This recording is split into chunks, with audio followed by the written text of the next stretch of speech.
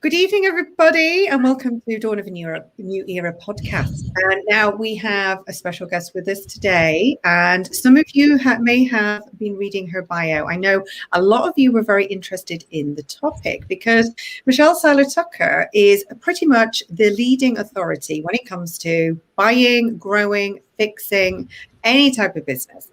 And you're probably very well known in the mergers and acquisition side of things. Probably, is it 20 years you've been now working in this niche? Yeah. Yes, about 20 years. So Michelle's going to be talking to us about all sorts of things to do with exit strategies. She's going to be talking about growing your business, some tactics in terms of getting your business ready to sell. But also she's going to be talking to us about her new book. And you might see in her background, it's called Exit Rich. Now, when we go through, feel free to ask questions. If you are watching this on the live, then we will make sure that we cover everything. So make sure that you pop your questions in the chat. And Michelle, first of all, tell us a little bit about this new book that's just come out, because you've been on a fabulous journey. I mean, you've been in Forbes, you're featured on all sorts of publications, radio shows. Tell us a little bit about you.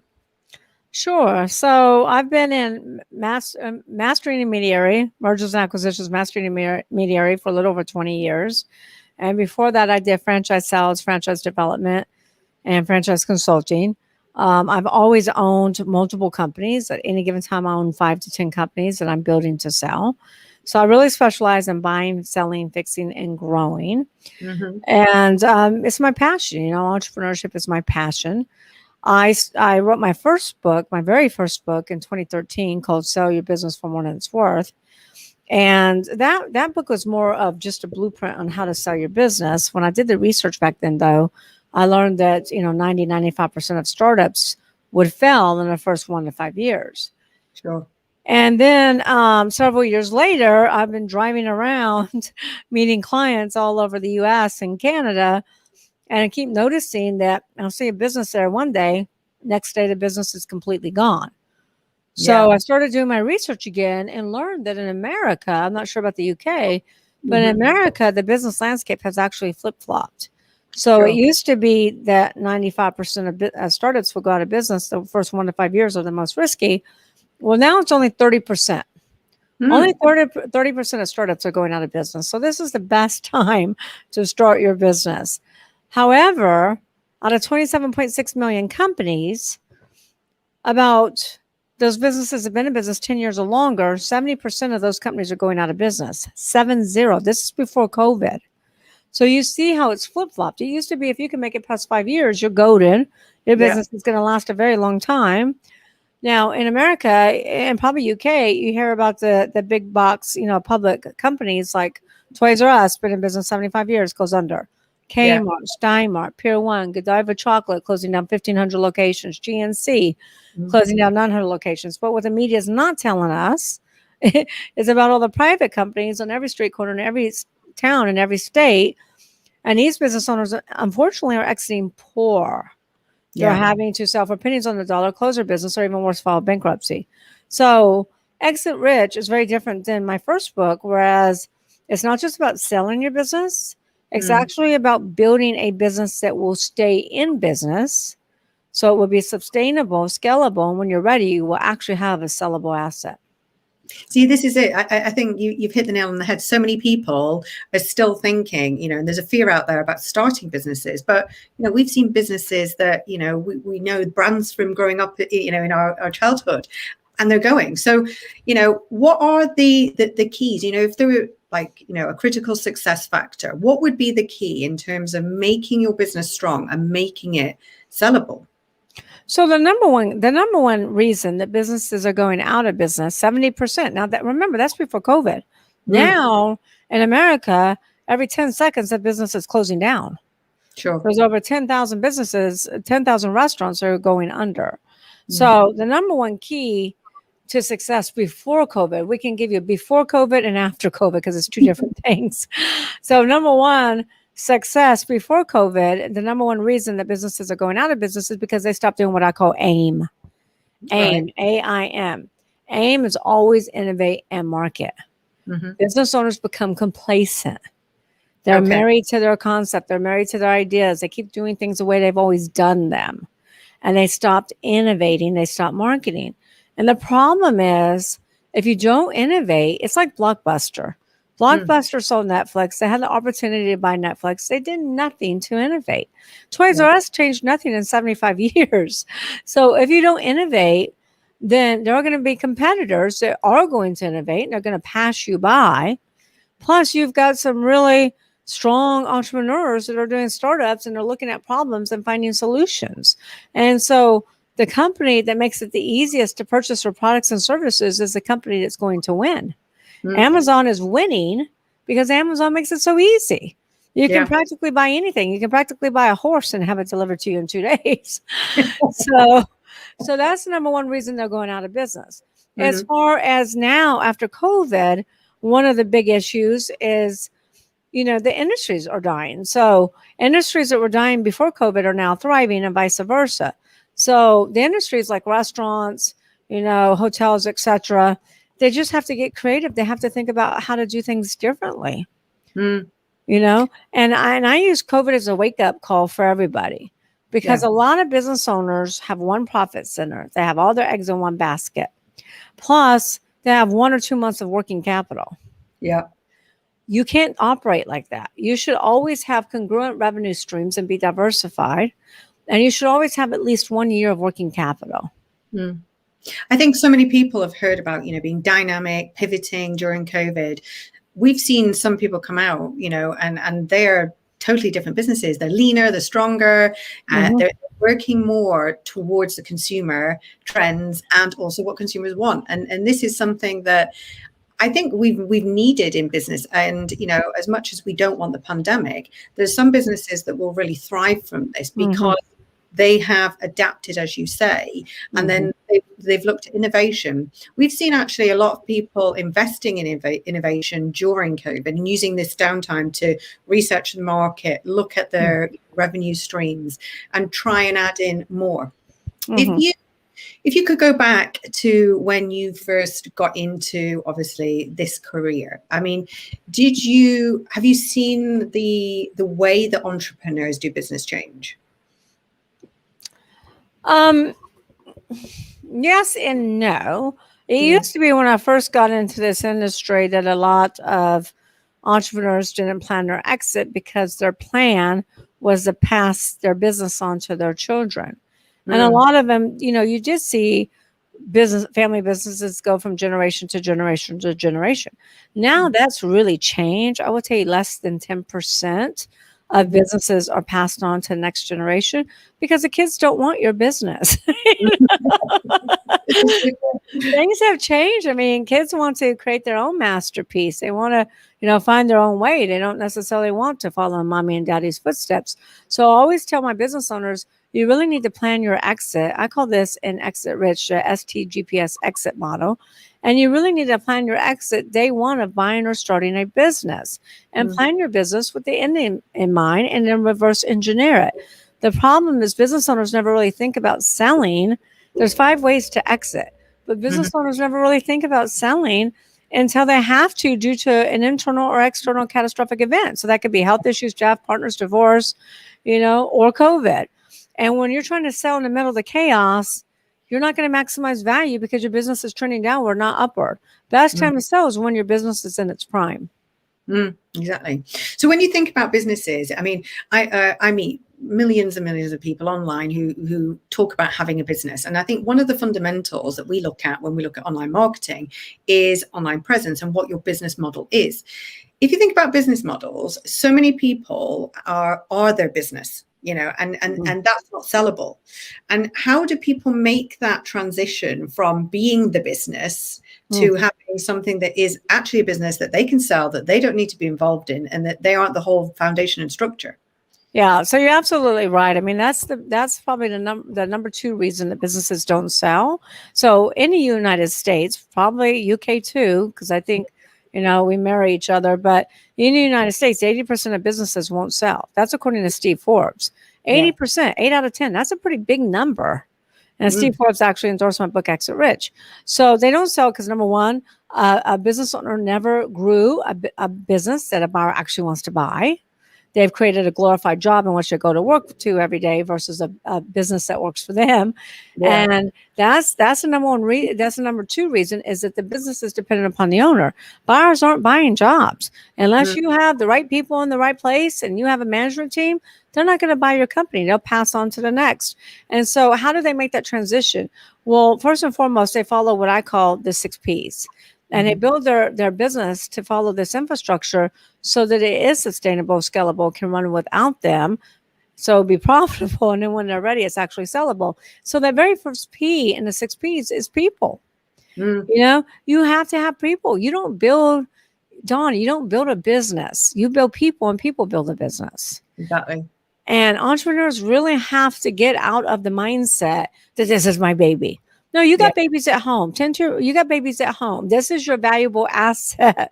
We want to build your most valuable asset so you can sell it for millions when you're ready. Yeah. So you have to have the right people in the right position, and you have to ask the who question. Who opens the door? Who handles customers? Who handles marketing? Who handles legal? Who handles accounting? Who handles logistics, manufacturing, transportation, environmental? The list goes on and on and on and on. The clue here, Dawn, is you should never be next to the who. Exactly. Because we really want to build a business that runs without you. I mean, I had a dentist that called me the other day. He's been in business 45 years. One dentist, 3 dental hygienists. He's like, he goes, Michelle, I'm not going to stay for the new owner. I go, well, then you don't have a business to sell. And then you leave the patients leave. Yeah. I had a sweet little old lady called us a couple of months ago, and her husband dropped dead of a heart attack. Left her with a mountain of debt. And she said, can you sell the business? And I started going through the 6 Ps. And I said, no, it's not sellable, because he had a job. He had this business job for 40 some years, no employees whatsoever, no processes, no nothing. Everything was in his head. So when he died, the business died. And unfortunately, there was nothing to sell. So business owners really should think of their business as the most valuable asset and set it up for success, and make sure you leave a sellable asset for your family. Exactly. And don't leave a mountain of debt. See, I think people think with product-based businesses, they tend to have, because it's very process-driven, they start getting people into those processes. I often see the service-based businesses, when everyone's got the knowledge in the head, and that's when they're not, hiring the teams, getting the people in, and because it seems difficult. Is there a sweet spot in terms of, if you start a new business, in terms of getting it sellable? Do you start right at the beginning and with that mindset and grow it through? Yeah, to me, you start from the beginning, and I don't think it matters if it's a product or a service business, because they all have to have processes. I mean, we got a business right now that has 2 owners, and everything. They have a product company. They fabricate. They can fabricate anything for anybody at any time, is what their slogan is. However, it's 2 owners that are in their 70s with 4 employees. So when they pass or when they sell, who's going to fabricate anything for anybody anytime? It's not going to be their employees. So you really, really have to have these infrastructures in place, even for online businesses, e-commerce businesses, etc. So I'll tell you about the GPS exit model really quickly. So the biggest plan is, nobody goes in business and nobody plans to fail. They fail to plan. So you always going to have that exit plan. And I say from day one that you start a business or buy a business, determine your end game. When you want to drive somewhere, and you pull out your phone and you pull out, Google Maps, what's the first thing you plug in? Your destination, right? Sure. If you don't plug in a destination, you're not going to get anywhere. Or you're just going to drive around in circles. And that's the same thing with business owners, is that they don't have a plan. So they drive around in circles and drive up and down the financial hills. So pick a number. So your destination in the ST GPS exit model is your end game, your desired sales price. Pick a number. You might hit it, you might not, but at least that's the start of a plan. You're aiming towards something. Yeah, you want to aim towards something. You want to drive towards something. So let's say you want to sell it for $20 million. It's just a number.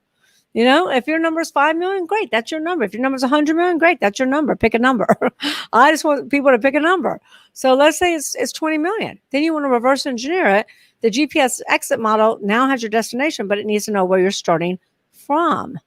It needs to know what's your current evaluation. What are you worth today?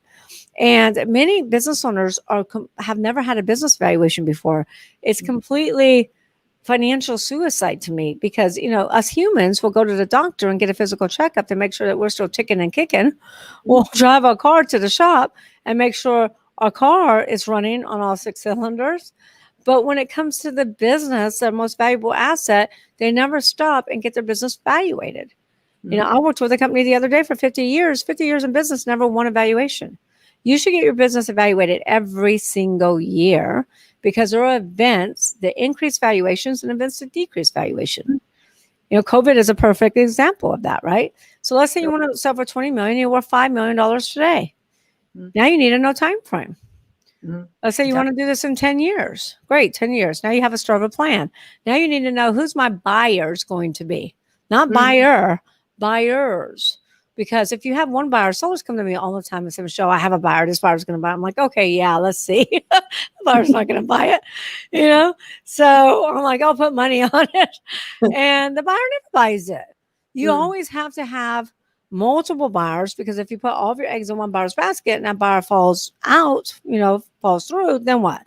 Plus, how can you create competition? How can you get massive value? How can you get the best price if you have one buyer? You can't. You don't know what to do against. Right. Yeah. So there's 5 types of buyers. Okay. And so if you're trying to sell for $20 million, this is who's not the buyer. It's not going to be a first-time buyer. They're not going to buy your business because they buy small businesses. They can afford a $20 million company. A turnaround specialist is a second type of buyer. They buy distressed assets. The third type of buyer is private equity groups, PEGs. They buy based on platforms and add-ons. The fourth type of buyer is strategists and competitors. Now, these are typically the best buyers because they'll pay more for synergies. Right. And then the fifth buyer is a serial entrepreneur that's industry agnostic and they chase EBITDA, cash flow, even as earnings before interest, taxes, depreciation, amortization. So when your business, when you want to sell your business for $20 million, not only do you have to know who the buyers are, but more importantly, you have to know what's the financial criteria. What do the gross revenues have to be? Gross profit margins. Most importantly, the EBITDA. So if you want to sell for $20 million, you need to have an EBITDA between $3 to $5 million. And then you need to know what synergies are they looking for. Go ahead. Exactly. So if somebody is in a business, regardless how old it is, any time length, give us an idea of if they were to go and get exit rich, is this going to give them kind of walkthroughs of these processes that you're talking about? Will they be able to kind of start mapping things out and getting an idea where they are in the process? Yep. Well, they still will need to get evaluation. So exit. So my book Exit Rich is all about, planning your exit from day one, going through what I call the seller's sanity check. When should you sell, and looking at your business and looking at your life. When should you sell? So it gives you the steps. Plus, it gives you the steps to build the business on the infrastructure with the 6 Ps and build those synergies, because here's the deal. Buyers buy synergies. Valuation depends upon not only how high your EBITDA is, but more importantly, what synergies you've created. Yeah. And so we know the buyers. So we can bring the buyers and we can create a bidding war, because we can bring, 2, 3, 4, 500 buyers to one deal, because we know the players and we know who's going to pay what for what synergies. And that's how we're able to get 20, 40, 65% higher selling prices for our clients. Sometimes, our last deal was 126% more than what the business appraised for. Wow. Yeah. That's amazing. So there'll be many people listening to this thinking, how did you get into this business? Where did you start? Did you wake up one day and think, this is where I want to be? Did you fall into, what was your career background? No, I never woke up and said, oh my gosh, I'm going to sell businesses. I always knew I was going to be in sales because I'm a people person. I actually went to medical school and realized very quickly that wasn't good for me. But I have always, knew I was going to be in sales. I've always been in sales. I always knew I was going to sell high ticket items, but I've always owned businesses. I knew I was going to be an entrepreneur. I've always been a writer. And I have owned many different businesses and many different verticals. And then I did go to work for Xerox for a short period of time because they recruited me. And my nickname at Xerox was a closer because every time they couldn't close something, they would call me. They're like, get Michelle to do it. She can close it. She can close anything. And then my manager came to me and said, Michelle, you really should apply for the regional vice president position, over 95 salespeople. And she goes, you'll never get it because you've only been here 6 months and Xerox requirement is 2 years and you're applying against people who've been here, for years and years and years. I'm like, well, why would I ever apply for something I'm never going to get? And she said, because of the experience, because of the learning, she goes, you're going to learn so much during this 3-month process that it's worth the experience. And I said, okay, I'll do it. So I did. It was a 3-month process. She's right. It was a grueling process with all these high level executives. We had to do Q&As with them, presentations, demonstrations. And even though I was told I would never get it, I got it. And so I got promoted into vice president. And I hated it. I hated it because doing management, I love leadership. I love management, but I don't love management in a Fortune 500 company. I'm not good. That's not me because I like to get things done. I like, I see a problem. I find a solution and I implement it right away. Well, with corporate America, Fortune 500 companies, you got to go, you have to have a meeting to schedule another meeting, to schedule a follow-up meeting. Yeah. And it feels the pragmatic kind of way of doing it. And it takes, so I just didn't like it. So anyway, I ended up transitioning out of that and going into franchise sales, franchise consulting. And my clients kept asking me, my buyers kept asking me, well, do you have an existing business? Because we don't want franchising. We don't want somebody to tell us what to do all the time. And I'm like, I don't, but why shouldn't I? I can. So that's kind of how I opened up my M&A firm. I first started selling small businesses and then very quickly graduated to selling, we sell 10 million and up. Yeah. And now I do have agents to sell, businesses under 10 million, but my sweet spot's 10 and up. And then I learned very quickly that 8 out of 10 businesses don't sell. So then I started fixing businesses. So I really specialize in buying, fixing, selling, growing. So I partner with business owners, investing my money, time, energy, effort. And then I put them on that build to sell exit model that I just told you about. I also buy businesses and flip them. We merge businesses together and then we sell businesses. So at any given time, I own 5 to 10 businesses that I'm building to sell as well. Yeah. So if, we've talked a lot about the pandemic and, what's happened, being dynamic, getting these synergies in places. What is the future? What do you see the biggest challenge for businesses in the next 3, 6, 12 months? Well, it really depends upon the industry. Some industries are having their best year ever. Agriculture is doing great. Grocery store chains are doing amazing. Transportation is doing good. Anything home related, home construction, home renovation, swimming pools. I mean, people aren't traveling, so they're spending more money on their homes than ever before. So you really got to look at the industry and say, okay, well, what's the future for that industry? I mean, restaurants are going to bounce back. Everybody is so tired of being home and not being out. I just, like I said earlier, I think this needs to be a wake-up call that we all, business owners need to do things differently. We need to have multiple revenue streams. I'm diversified. So one business doesn't go well, I have 4 others. Exactly. I learned a long time ago in New Orleans, Louisiana, when Hurricane Katrina hit, I had all my business in New Orleans. 95% of my companies literally went underwater with Hurricane Katrina. And I told myself back then, I will never just be in New Orleans. I will have businesses everywhere. And so now I do. So I think, we really have to look at our business with a different set of eyes. We need to treat our business as an asset, not as our kid. And we really need to grow that business and make sure we set ourselves up for success because you're always going to have catastrophic events. You're always going to, what's next? What's next? Yeah, I'm in New Orleans where we have hurricanes every year. Yeah, we're just going to be rolling to the next one. Right. So you need to prepare for that. You need to plan for that. So the next catastrophic event won't be so catastrophic for you. What's been the biggest resource that, that you've really taken inspiration from, be it like a mentor or, a book, something that's made an impact in your life?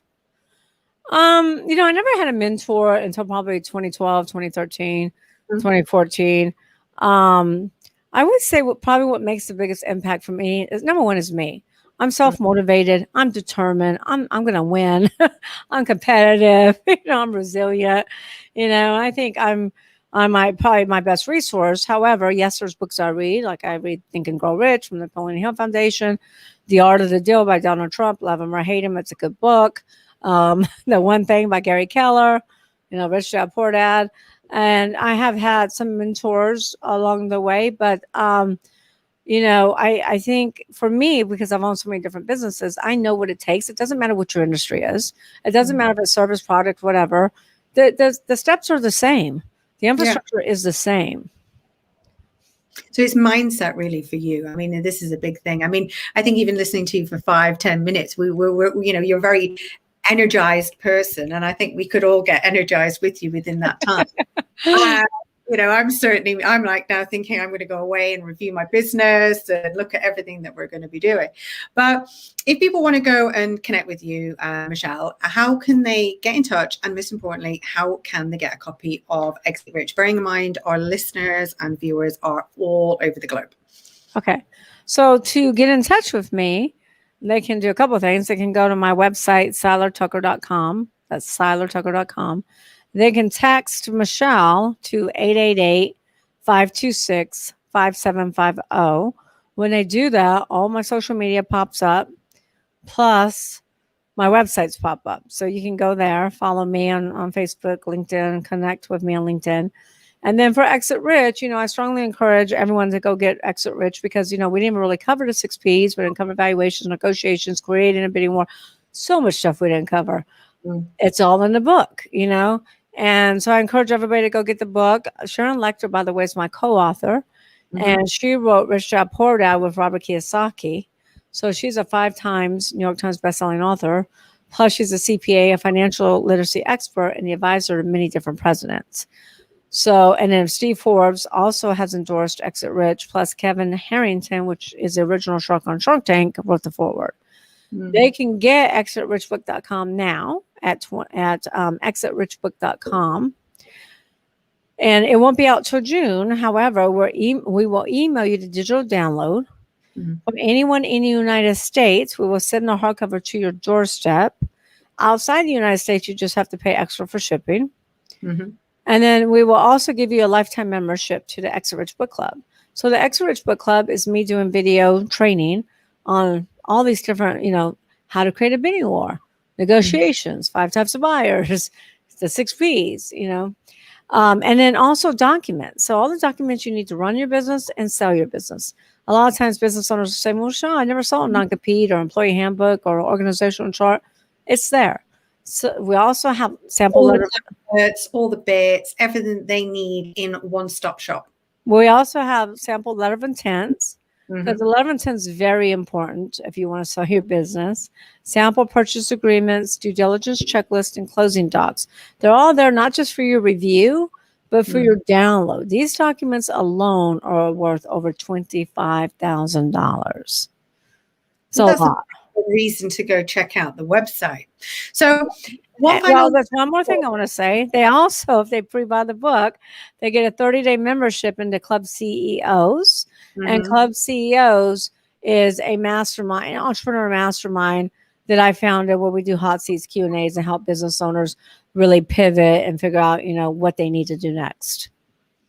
Perfect. Well, one final question that I have for you, Michelle, before we leave our live listeners, because there is so much that people can go and obviously from a resource point of view, they can get the book, they can contact you. But if you had one thing that you could tell our listeners and viewers that, would stick with them, something, either a quote or a story, what would that be? I mean, a quote that I came up with a long time ago that I always use is my quote, actually. I'm not stealing this one. My quote. Yeah, it's hard to read the label from the inside of the bottle. You need an outsider's perspective to read the warning signs and keep you out of the danger zone. So align yourself with a mentor, get an expert, get somebody who's been down the road that you want to travel. Learn from someone else's mistakes instead of making them on your own. You don't have to make mistakes because you could always find somebody else to learn from. And it will shorten your learning curve dramatically and your path to success will be so much greater. Brilliant. Oh, well, Michelle, you have been inspirational and very, very energetic in the way that you've delivered everything. I think people will be thinking differently. And, and this is what this podcast is about. So come and check out Dawn of a New Era at dawnmcgruer.com. Again, when we post all of this across social media, you can always connect with Michelle. We will tag her in everything. And thank you for being a marvelous guest. And what have you planned for the rest of the day? Thank you, Dawn. Thank you so much for having me. It's been an absolute pleasure. I can't wait to read your book. Oh, you've got What are you going to be doing for the rest of the day, Michelle? What's your podcast? Plan? Podcast. Podcasts. Well, I think I have another 5 today, and then in between, I work with clients.